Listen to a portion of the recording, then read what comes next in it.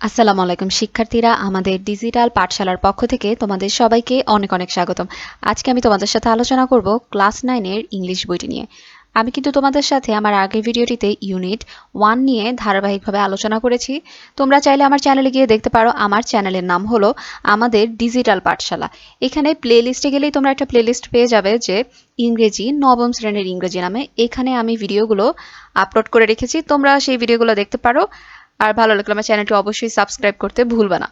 চলো তাহলে আজকের সেশনটি শুরু করি। আজকে তোমাদের সাথে মূলত ইউনিট 2 অর্থাৎ ইউনিট 2.1.1 এর যেই টপিকটি নেচার্স ট্যাপেস্ট্রি সেটি নিয়ে ডিসকাস করব।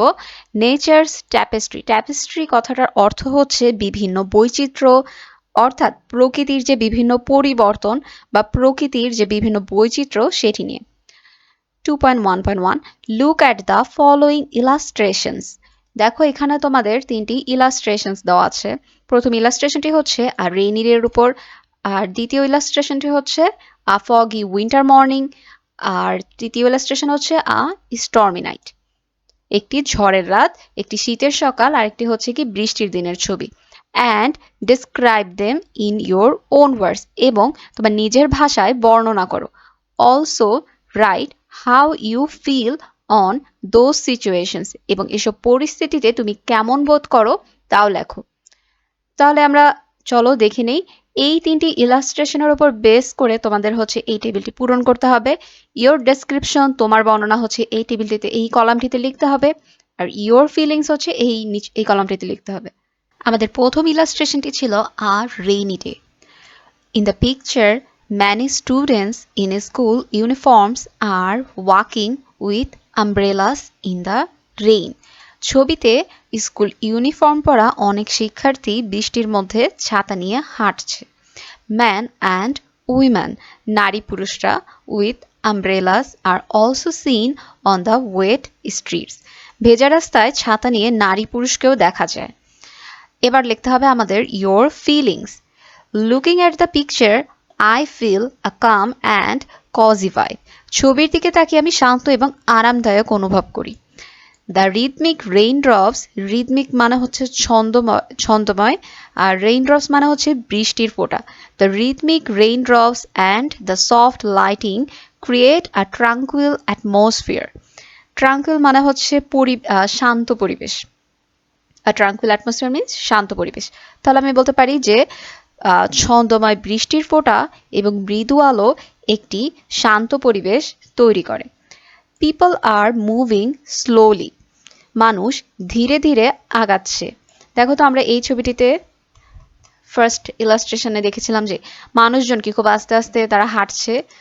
এরপর মেবি ফাইন্ডিং শেল্টার, শেল্টার মানে হচ্ছে আশ্রয়, or simply enjoying the beauty of the rainy scene. মানুষ ধীরে ধীরে আগাচ্ছে, সম্ভবত আশ্রয় খুঁজছে বা বৃষ্টির দৃশ্যের যে সৌন্দর্য সেটি উপভোগ করছে। এরপর আসো সেকেন্ড ইলাস্ট্রেশন ছিল আমাদের a foggy winter morning. Illustration 2 portraits a peaceful scene of a foggy winter morning in a village. চিত্র 2-এ একটি গ্রামের কুয়াশাচ্ছন্ন শীতের সকালের একটি শান্তিপূর্ণ দৃশ্য চিত্রিত হয়েছে। A boy warmly dressed wearing a hat and a scarf stands in the mist. দেখো আমাদের ইলাস্ট্রেশন 2-তে একটি বয় দাঁড়িয়েছিল, সে কি শীতের জামা কাপড় পরে। তাহলে আমরা বলতে পারি আ বয় ওয়ার্মলি ড্রেসড মানে হচ্ছে গরম জামা কাপড়, ওয়ারিং আ হেড, তো আমরা দেখতে পাচ্ছি ছেলেটি একটি হেড বা টুপি পরা ছিল, অ্যান্ড আর তার গলায় একটি স্কার্ফ ছিল, আর সে দাঁড়িয়েছিল কি কুয়াশার মধ্যে। Stands in the mist looking at a date plum with a pitcher attach. Pitcher মানে হচ্ছে কলস, আর ডেট প্লাম মানে হচ্ছে খেজুর গাছ, তো আমরা দেখতে পাচ্ছি ছবিতে। ওকে, দ্য রুরাল সারাউন্ডিংস ইনক্লুডিং আ ক্রপল্যান্ড, ক্রপল্যান্ড মানে হচ্ছে তোমার ফসলের যে মাঠ সেটি, এনহ্যান্স মানে হচ্ছে বৃদ্ধি করা। The overall simplicity and tranquillity of the scene, তাহলে ফসলি জমি সহ গ্রামীণ পরিবেশ দৃশ্যটির সামগ্রিক সারল্য এবং প্রশান্তিকে বাড়িয়ে তোলে। এরপর আসো the picture feels calm and makes me think of a quiet winter morning in a village. ছবিটি আমাকে শান্তবোধ করা এবং আমাকে একটি গ্রামের শান্ত শীতের সকালের কথা ভাবায়। Seeing the boy looking at the date palm with a picture attached brings a sense of curiosity. Curiosity মানে হচ্ছে কৌতূহল। ছেলেটিকে কলস লাগানো একটি খেজুর গাছের সাথে তাকিয়ে থাকতে দেখে কৌতূহল জাগে। ওভারঅল সামগ্রিকভাবে it gives a serene feeling, making me appreciate the simplicity of the scene. তার মানে এই যে পরিবেশটি বা এই দৃশ্যটাকে আমাকে খুব একটি প্রশান্তি দেয়। এবার আসো আমাদের লাস্ট যে ইলাস্ট্রেশনটি ছিল স্টর্মি নাইট, একটি ঝড়ের রাত। Illustration 3 shows a stormy night with a thunderous sky. থান্ডারাস মানে হচ্ছে বজ্রধ্বনিযুক্ত। তাহলে চিত্র 3 তে বজ্রধ্বনিযুক্ত আকাশের সাথে একটি ঝড়ের রাত দেখায়। The clouds are thick, rain is pouring down heavily. Heavily মানে হচ্ছে তোমার প্রবল। তাহলে মেঘগুলো ছিল ঘন, প্রবল বৃষ্টি পড়ছে। And trees have fallen. fall মানে হচ্ছে পড়ে যাওয়া। আর fallen হচ্ছে past participle. In the wind. wind মানে হচ্ছে বাতাস। আর বাতাসে গাছগুলো পড়ে গেছে। ওকে, তাহলে আমাদের your feelings এ কি লিখবো? There is a mix of amazement. Amazement মানে হচ্ছে বিস্ময় and nervousness. Nervousness মানে হচ্ছে ভয়। তাহলে এই অবস্থায় কি নার্ভাসনেস আর অ্যামেজমেন্ট। আবার যদি আমরা পিকচারটি দেখি যে নার্ভাসনেস আর অ্যামেজমেন্ট, ভয় আর বিস্ময় দুইটিকে একসাথে কাজ করছিল। Okay, the storm is intense. Intense মানে হচ্ছে তীব্র, ঝড়টি খুব তীব্র ছিল। মেকিং মি ফিল স্মল, আমার নিজেকে খুব ছোট মনে করাচ্ছিল।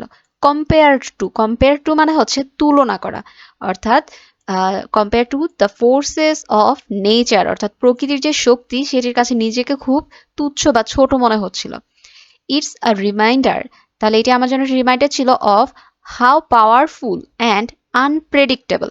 আনপ্রেডিক্টেবল মানে হচ্ছে অপ্রত্যাশিত। The weather can B.